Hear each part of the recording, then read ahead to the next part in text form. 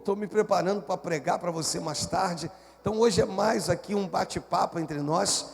Mas olha o que diz o Evangelho de João. Eu vou ler os versículos, a partir do versículo de número 1. Mas eu quero me prender daqui a pouquinho no versículo... Isso, depois a gente vai ao versículo número 14. Mas eu vou ler o 1, o 2, o 3, o 4, né? Olha o que diz.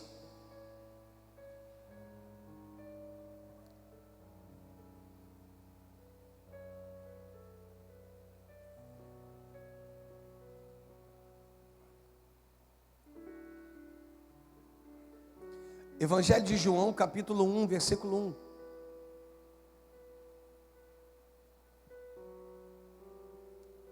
Olha o que diz o texto. No princípio era o Verbo, e o Verbo estava com Deus, e o Verbo era Deus. Ele estava no princípio com Deus. Todas as coisas foram feitas por intermédio dele, e sem ele, nada do que foi feito se fez. A vida estava nele, a vida era a luz dos homens. Aí a gente vai pular para o versículo 12. Vai no 11 para mim, vai no 11, a gente vai do 11 ao 14. Olha o que diz. Veio para o que era seu, e os seus não o receberam. Mas todos quantos receberam, deu-lhes o poder de serem feitos filhos de Deus, a saber, os que creem no seu nome, os quais não nasceram no sangue, nem da vontade da carne, nem da vontade do homem, mas de Deus. Aí o 14 diz assim: e o Verbo se fez carne. Me ajuda. O Verbo se fez carne e habitou entre nós, cheio de graça, de verdade. Vimos a sua glória, glória como unigênito do Pai. Vamos ler esse versículo de novo? Vamos lá, na versão. E o Verbo vamos orar. Deus e Pai, fala conosco. Toma minha vida nas tuas mãos, em nome de Jesus.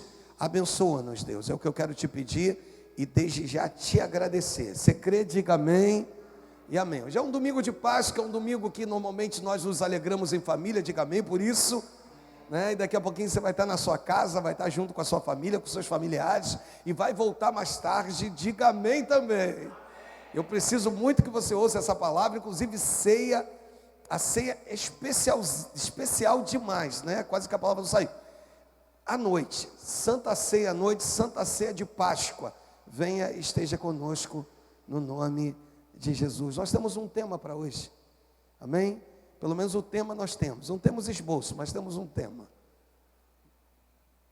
que é esse aqui, ó: escrita, dita e manifestada. Vamos lá mais uma vez? Para ficar na tua cabeça, vamos lá, 1, 2, 3, vai. Aqui eu falo da palavra, aqui eu falo do Logos, a palavra revelada. Você vai olhar desde o Antigo Testamento, e é legal porque o Evangelho de João deixa muito claro, quando ele no versículo 2 vai dizer, ele estava no princípio com Deus. No 3 vai dizer, todas as coisas foram feitas por intermédio dele, sem ele, nada do que foi feito se fez. A vida estava nele, a vida era a luz dos homens. Aí no versículo 14, o texto vai dizer assim, e o Verbo se fez carne e habitou, olha só, entre nós. Você vai ver que a palavra... ela tem, deixa o tema para a gente, a palavra, ela tem poder, seja ela escrita. Eu lembro de um testemunho de uma pessoa que queria viver uma vida diferente, uma vida muito sofrida, mas queria ter, dali por diante, uma vida diferente. Ela foi orientada pelo seu pastor para escrever tudo aquilo que estava no seu coração, e ela foi lá e escreveu, e o pastor disse assim, olha, com riquezas de detalhes, faz um pedido para Deus, Porque aquilo que você escreve no mundo espiritual começa a se materializar, sabe, irmãos? Aquilo que você escreve no mundo espiritual começa a tomar forma, porque você tira da sua mente e você começa a redigir. Eu lembro no início do ministério, as palavras que Deus me dava eram escritas, depois veio o notebook, o netbook, o iPad, o telefone, até depois de 15 anos eu voltar a escrever novamente. E eu observo que quando eu começo a escrever, irmãos, vem uma revelação, sabe? O Senhor começa a dar coisas e você vai ali, vai materializando coisas. E a palavra, o Logos, ela inicialmente é uma palavra escrita. E depois de escrita, ela teve que ser dita. E depois de dita, ela teve que ser manifestada. E isso tudo se cumpre em Cristo. Você vai observar que nós vamos olhar a história diz assim: tudo aquilo que aconteceu antes de Cristo e tudo aquilo que aconteceu, me ajuda? Depois de Cristo, é o Logos, é a palavra. Ou seja, tudo que aconteceu antes de Cristo era aquilo que foi escrito e dito. Mas depois de Cristo houve a manifestação dessa palavra. No Antigo Testamento nós vamos ver as aparições de anjos. Esses anjos aparecem diversas vezes. Para algumas pessoas específicas, o anjo aparece.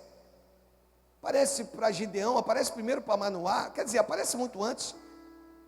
Mas você vai ver a aparição do anjo para Gideão, para Manoá, pai, depois para Gideão e para Josué, e dentre tantas outras oportunidades. Só que esse anjo vinha, descia, cumpria o seu propósito e depois voltava para o seu lugar de origem.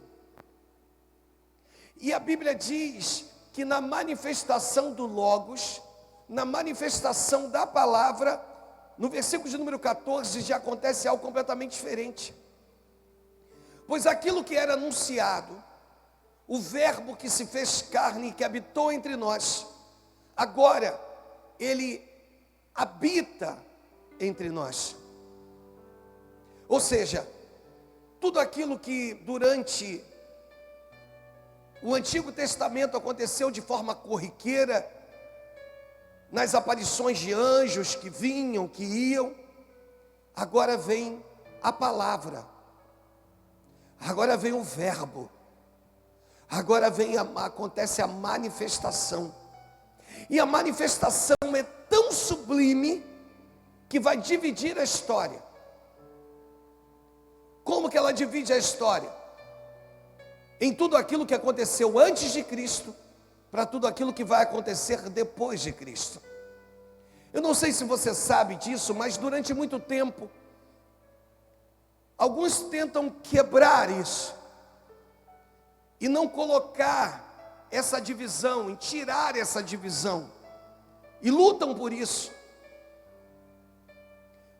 Mas nós vamos ver que essa divisão é tão importante, porque por mais que houvessem manifestações, por mais que Deus tenha se manifestado com Davi, com Moisés, com Abraão, com os homens que a Bíblia diz que o Senhor se manifestou, as manifestações eram durante um período, e depois, bem depois deixava de acontecer.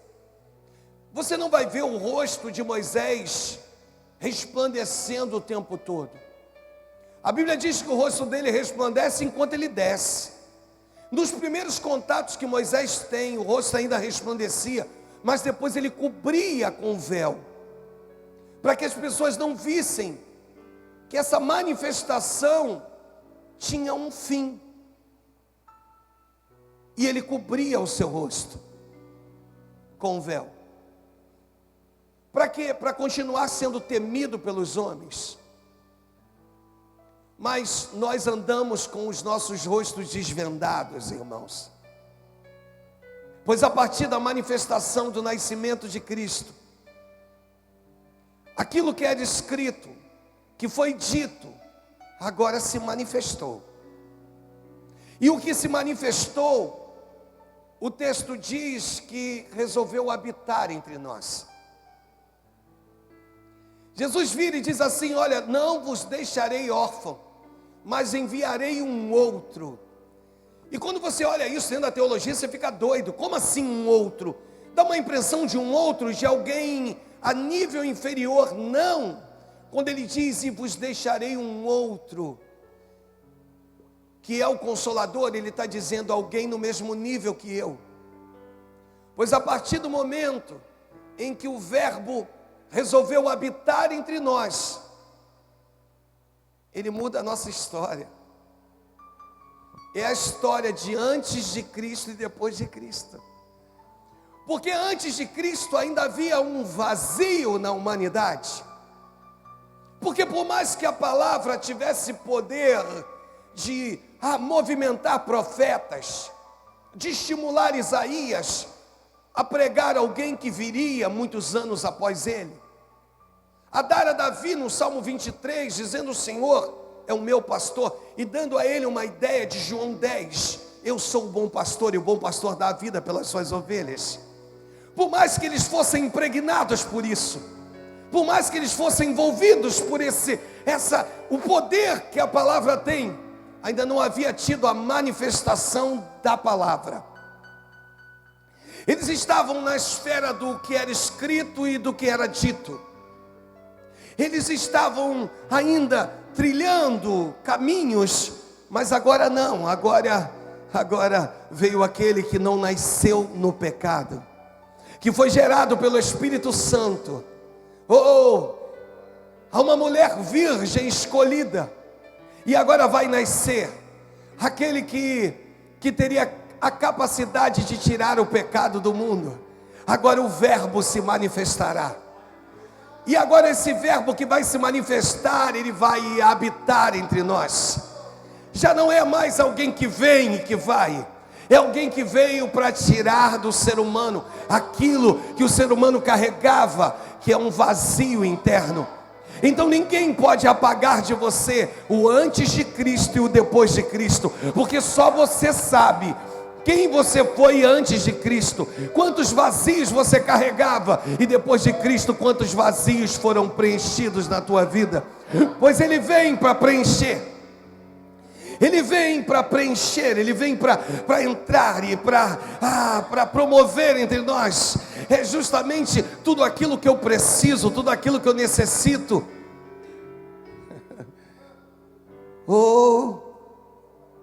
E o Verbo se fez carne e habitou entre nós, cheio de graça e de verdade, e vimos sua glória, glória como do unigênito de Deus.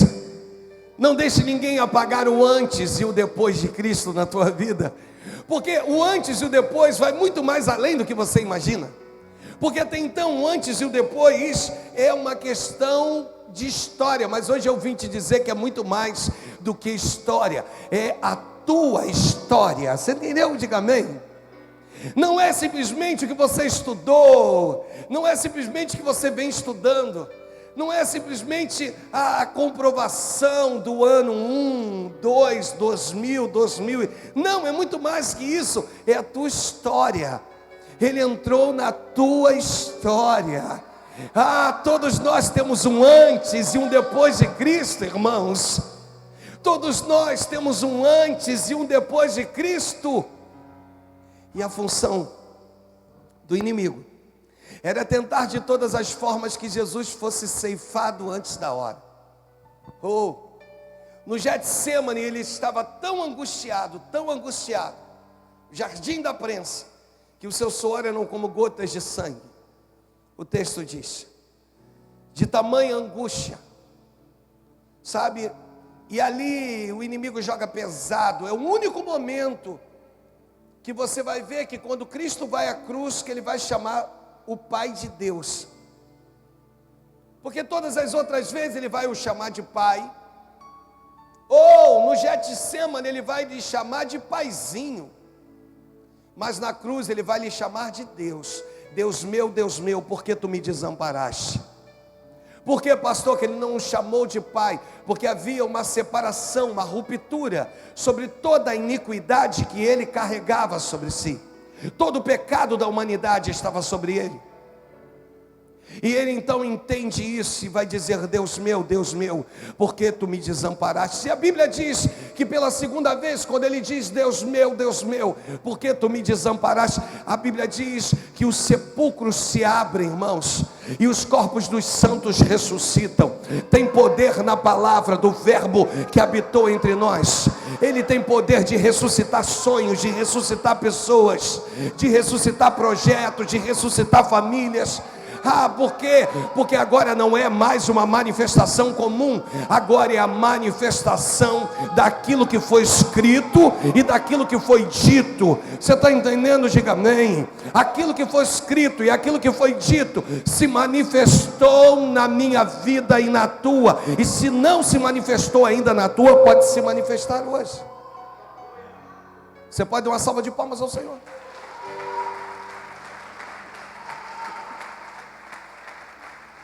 E o inimigo de todas as maneiras tenta ceifar a vida de Cristo. Por quê, pastor? Porque havia um propósito. Havia um propósito. Qual era o propósito, pastor? A cruz. 1 Coríntios capítulo 1, versículo 18, irmãos. Alguns tentam mistificar a cruz. Tentam dizer que a cruz é capaz de... Não é a cruz. É a palavra da cruz. É o sangue vertido na cruz. A cruz é o madeiro, irmãos. Mas a palavra da cruz certamente é loucura para os que se perdem, mas para nós que somos salvos é poder de Deus. Oh, aleluia. Você pode dizer aleluia por isso? O antes e o depois da cruz. E aí, quando eu olho para isso, eu digo: Jesus, obrigado. Obrigado porque o Senhor cuidou de todos os pontos. E aí deixa eu voltar a dizer, aí o inimigo tenta ceifá-lo. Lá no Getsemane, você vai ver que quando aquele jovem chega para Jesus e diz assim: Senhor, bom mestre, que farei para herdar o reino? Que farei? Aí Jesus, aí ele vai dizer: já fiz isso, segui os mandamentos e tal. Antes de Jesus responder, uma coisa ainda te falta. Ele vai virar e vai dizer assim: por que me chamas de bom? É tão duro isso, irmãos, porque às vezes você espera de Jesus uma palavra diferente. Você espera de Jesus uma palavra de conforto. E Jesus vira para ele e diz assim: por que me chamas de bom? Aí Jesus olha para ele e diz assim: não sabes tu que bom é o Pai que está no céu? Sabe por que ele não se permite ser chamado de bom? Porque bom é aquele que cumpre o propósito. E o propósito de Cristo era a cruz. Ele não podia ser chamado de bom enquanto não cumprisse o propósito. Por isso o apóstolo Paulo, lá Timóteo, finalzinho da sua vida, irmãos, vai dizer: combati o bom combate, completei a carreira e guardei a fé. Já agora uma coroa me aguarda e me será dada pelo justo juiz, não só a mim, mas todos que amam a sua vinda. Só pode ser chamado de bom aquele que cumpre o propósito. E o propósito de Cristo, ainda que no Getsemane, no jardim da prensa, eu costumo dizer que todo homem, toda mulher de Deus precisa passar pelo Getsemane. Todo homem, toda mulher de Deus precisa passar pelo jardim da prensa, sabe? Onde o caroço da azeitona, né? Ele é esmagado para extrair o azeite. Todo mundo um dia precisa passar pelo jardim da prensa, de você olhar e falar: está doendo, mas Deus vira para ti e diz assim: eu estou imprensando um pouco mais, porque eu sei que posso tirar de você extrair de você o óleo da unção. O óleo que serviria para alimento, iluminação, combustível. Por isso que dói. Só que você não vai morrer no jardim da prensa. Você vai ser prensado e à medida que Deus extrair de você, depois Ele te dá o alívio. Ou deixa eu melhorar isso? Posso melhorar? Deixa eu melhorar. Capítulo 18, é isso? Do Evangelho de João. Deixa eu ver se é isso. Deixa eu ver se eu... 18, versículo 1, eu nem abri aqui, mas se eu não me engano é isso. Versículo 1. Isso. Olha o que diz o texto. Tendo Jesus dito estas palavras. Oh, aleluia. Agora a palavra que ele diz, ela é viva, irmãos. Porque quem está dizendo é o próprio verbo. Que habitou e que habita entre nós. Saiu juntamente com seus discípulos para o outro lado do ribeiro de Cedron. Repita comigo, ribeiro de Cedron. Eu preguei isso aqui um domingo de manhã, irmãos. Ribeiro de Cedron.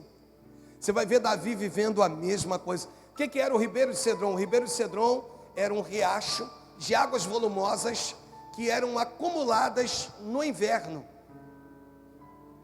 O que Deus está dizendo? Talvez nos momentos menos propícios serão os momentos que eu mais vou fazer chover na sua vida. Então no inverno era o momento em que as águas ficavam mais volumosas, porque chovia para isso. Aonde ficava, qual era o posicionamento? Falar de forma bem breve aqui, bem superficial. De um lado era Moriá, e do outro era o Getsemane, Jardim das Oliveiras. E o ribeiro ficava no meio. Lembra quando eu preguei sobre Moriá? Que você vai descer o teu Moriá. E que você vai pensar que subir o teu Moriá muitas das vezes é sozinho. Mas que você vai descer cantando o hino da vitória.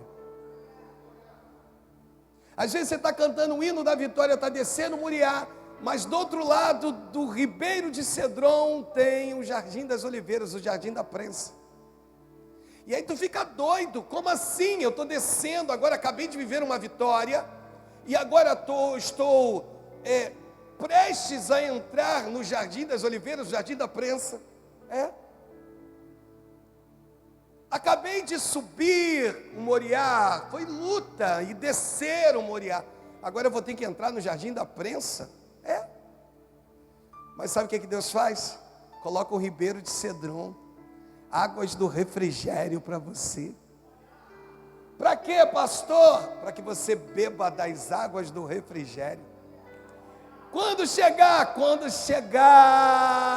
lá na frente, e que você estiver passando pelo teu Getsemane, você vai lembrar que você foi refrigerado antes, que você já recebeu das águas do refrigério antes. E as águas do refrigério vão te dar condições de você avançar, de você suportar. Para quê? Para que você não morra no teu Getsemane. Para que você não, Getsemane, como queira, para que você não morra nesse lugar. Esse lugar não é para a morte, esse lugar é para a transformação.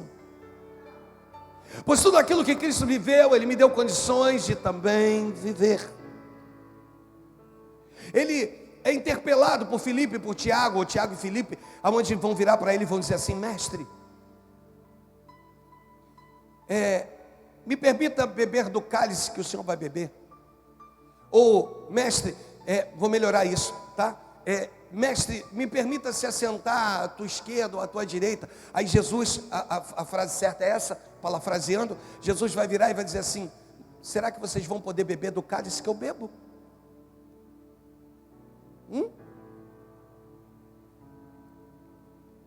Tiago é o primeiro dos apóstolos a morrer, irmãos.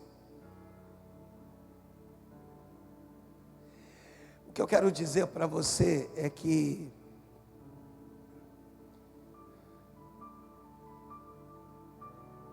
Ele te permite algumas coisas, mas não é para a morte. Algumas coisas que você vive é só para cumprir o propósito. Por isso ele na cruz, ele vai dizer, está consumado. Está consumado. Ponto. Se cumpriu. Pai, nas tuas mãos eu entrego o meu espírito.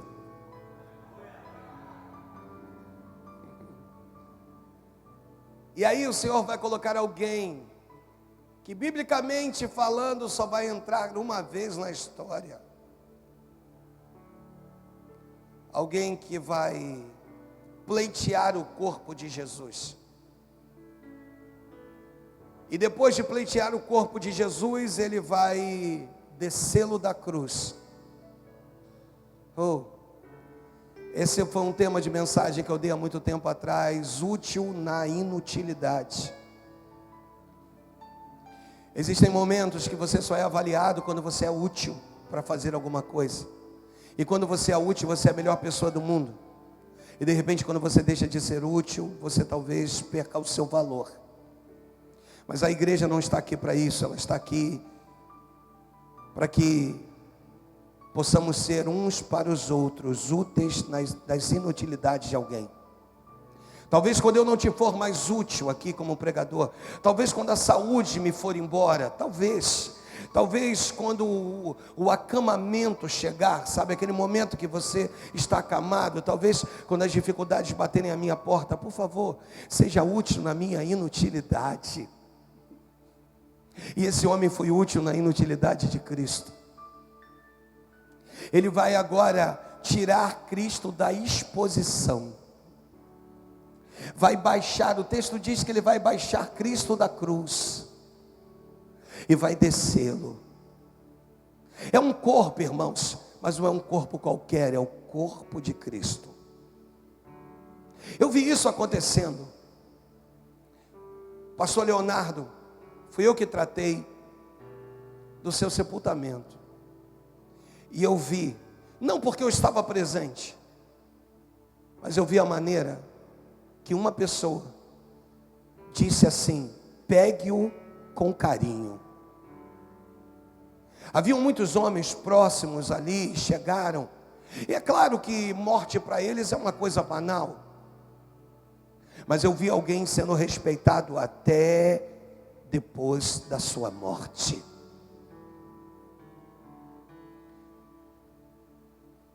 E eu vi todo o zelo de alguém que conduzia um corpo, que agora é só um corpo, pois o Espírito voltou para o Pai. Mas eu vi todo o zelo, todo o carinho. É claro também que se eles tratassem com deszelo, eles iam ver um outro lado do pastor. Pode ter certeza. Mas não houve a necessidade. Pois Deus cuida de todas as coisas. Todas as coisas. E é disso que eu quero falar. A palavra escrita e dita agora foi manifestada aos homens. E aquilo que foi manifestado aos homens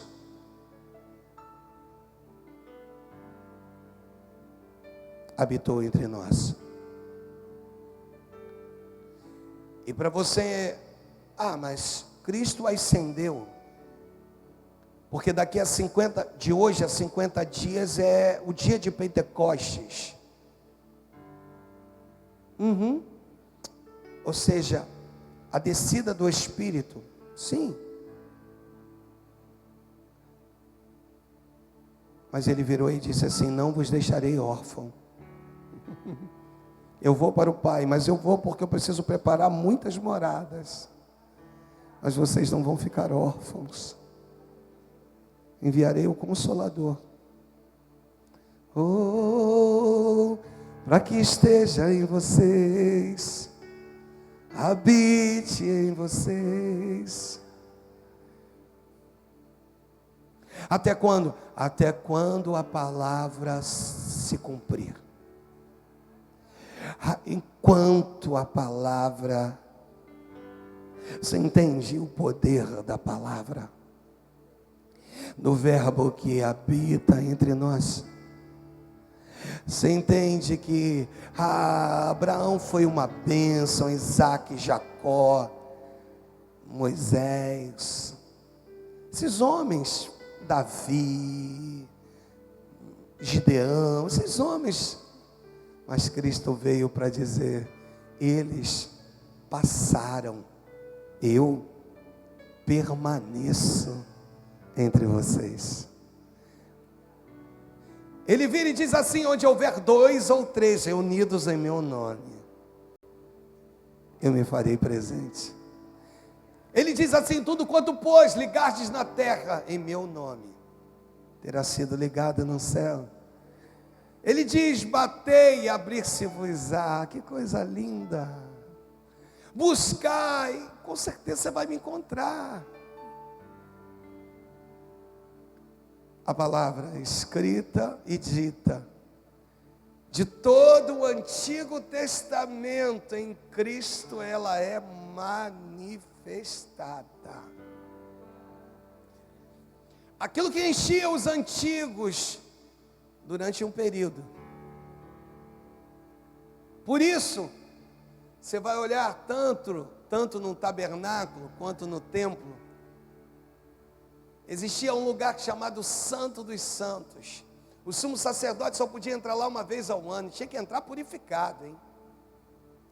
Carregado de sinos, amarrado por cordas. Porque uma vez que não tivesse purificado, era fulminado. Ele tinha que ser puxado. Acabou. Aí Jesus vem e rasga o véu de alto a baixo. Por que de alto a baixo?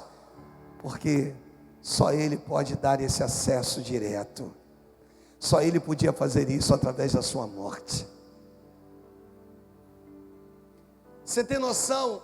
No domingo Cristo ressuscita, mas muito antes que isso Ele desce ao inferno. Já falei sobre isso.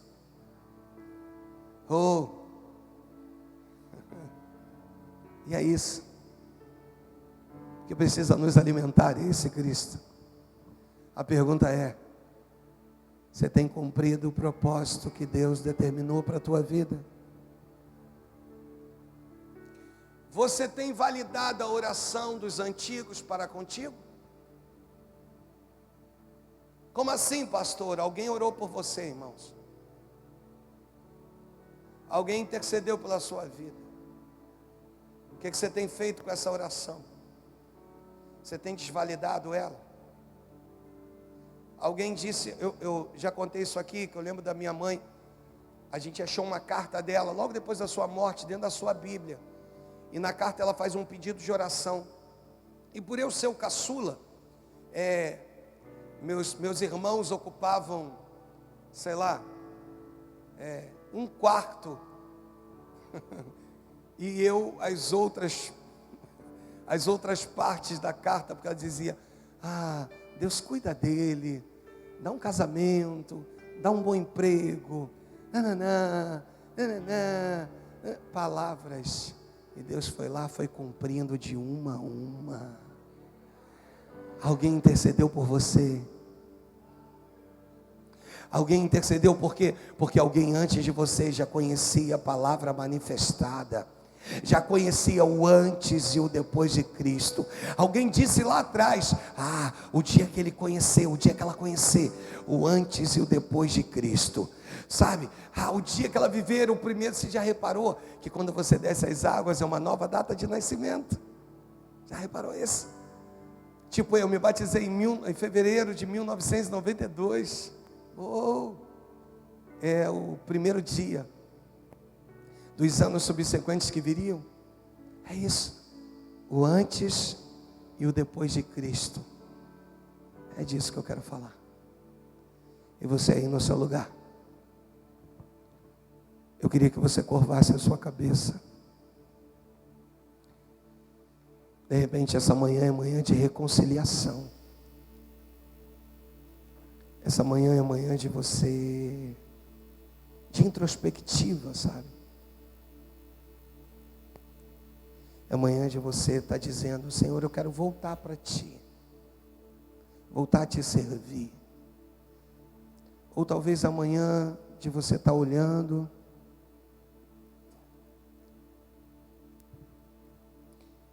E está dizendo, é verdade.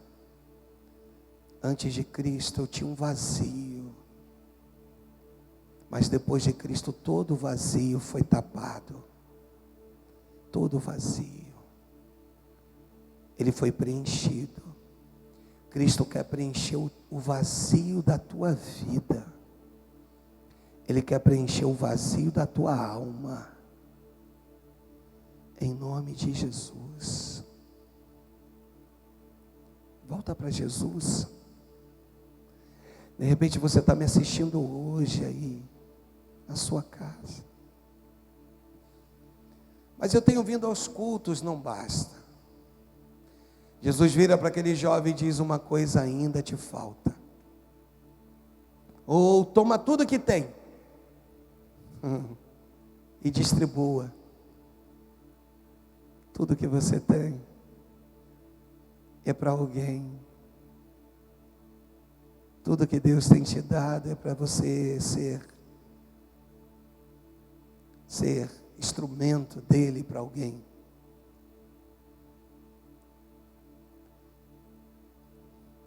É isso que ele está falando. Deus te permitiu de chegar a lugares, a patamares. E às vezes, desculpa o que eu vou dizer.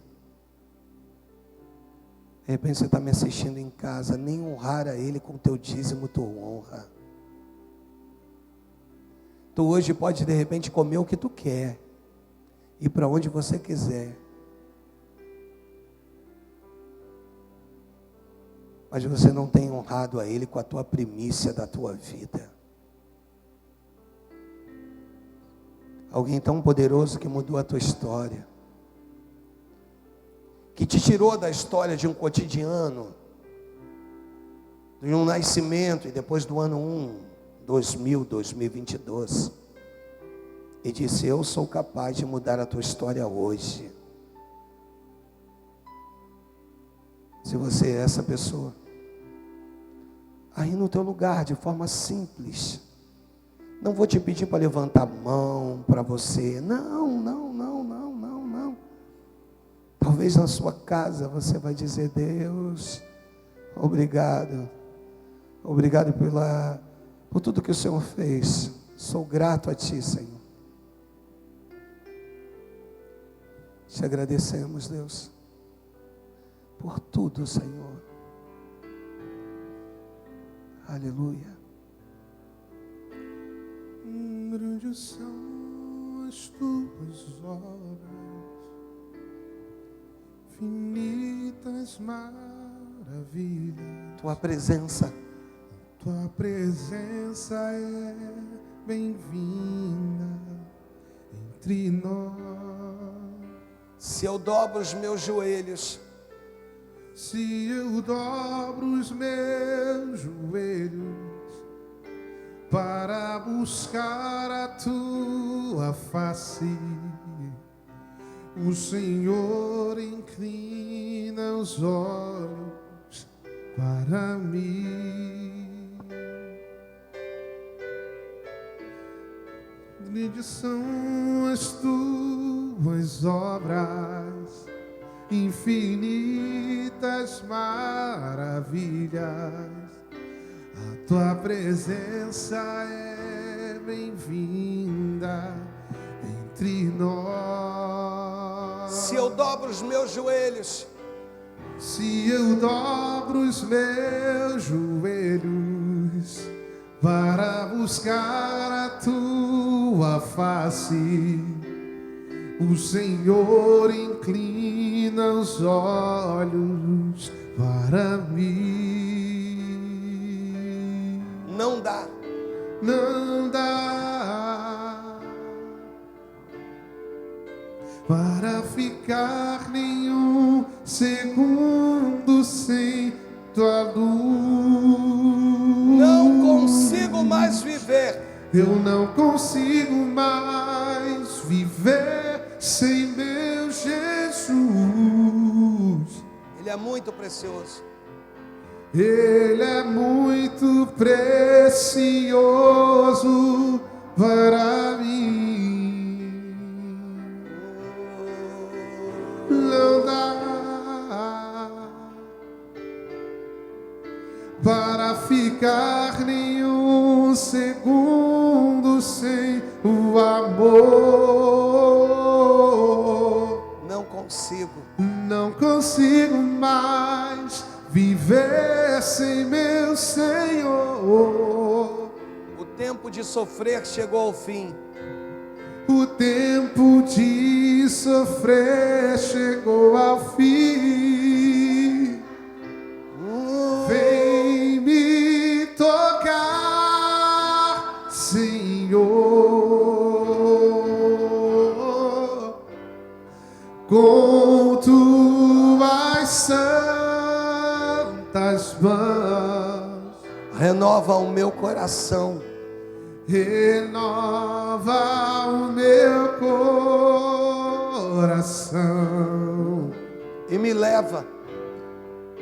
E me leva pros teus braços. Eu te adorarei, Senhor, de todo o meu coração.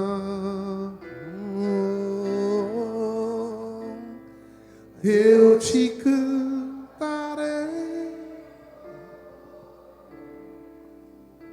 até Jesus voltar. Vamos nos preparar para o culto da noite. Você vai virar e vai dizer assim: a minha vida foi totalmente refeita depois de Cristo.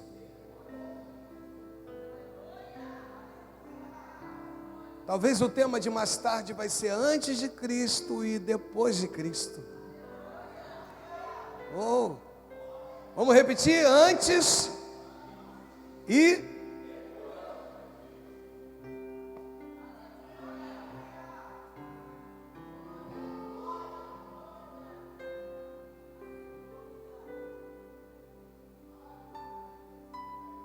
amém, irmãos? Pode acender para a gente.